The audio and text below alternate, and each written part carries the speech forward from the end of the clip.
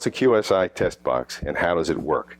The test box is an invaluable accessory for our QSIL and QSIF current mode pyroelectric detectors. It's a small shielded metal box with a power on-off switch, a power lamp, a BNC detector output, an SM1 threaded input aperture centered over the detector, a 1/4-20 post mount, and a removable end cap. Let's take a look inside the test box.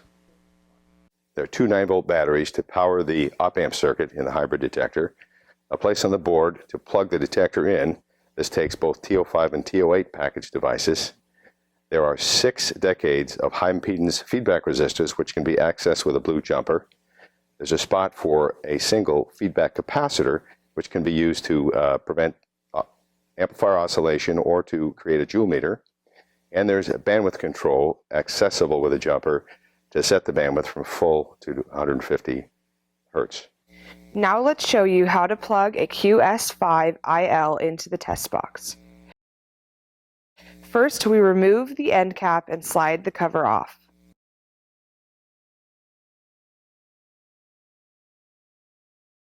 Next, we take our QS5IL and straighten the pins if necessary.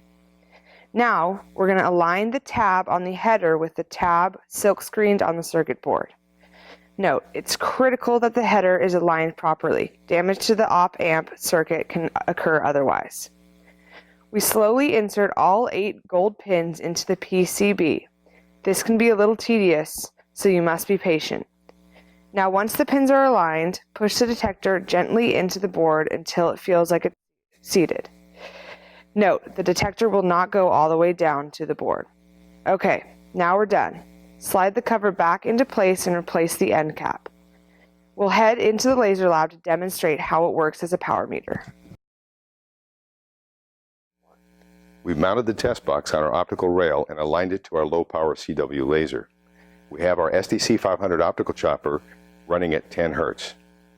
The test box output is connected to our oscilloscope into a 1 meg termination. And I've placed a laser beam block in front of the test box. Now let's power up our test box and give it a few minutes to reach thermal equilibrium. It usually takes about 5 to 10 minutes. Okay, now let's make a power measurement. I'll remove the beam block. And now you're seeing the voltage output from the QS5ILN test box. We're measuring about 1.5 volts at about 50 microwatts of laser power.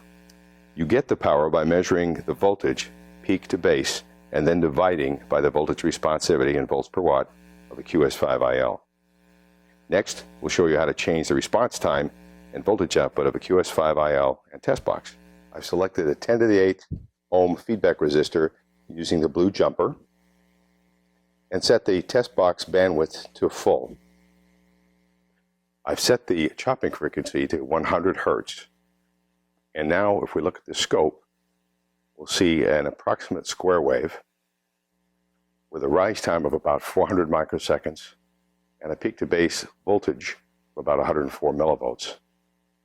You can continue to adjust the rise time by selecting a smaller resistor in the test box.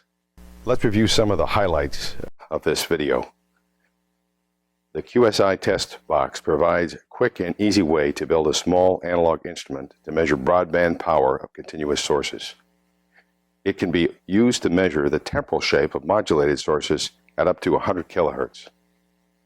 It can be converted to measure pulse energy by adding a selected feedback capacitor. It provides an incredibly versatile detector capability in any lab, from the deep ultraviolet to the far infrared and beyond. If you have any questions about the test box, our pyroelectric detectors, or this video, please don't hesitate to call us.